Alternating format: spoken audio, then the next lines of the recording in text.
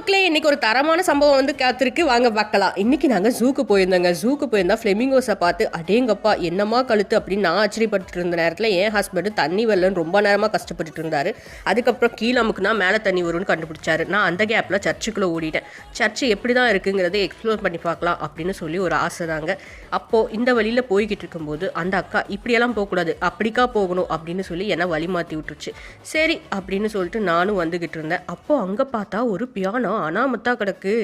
சரி இந்த பியானோவை ஃபஸ்ட்டு நம்ம ஏஆர் ரகுமான் சாரை இம்ப்ரெஸ் பண்ணிடுவோம் அப்படின்னு சொல்லி நானும் ஏகப்பட்ட டியூனை போட்டு பார்த்துட்டு இருந்தேங்க.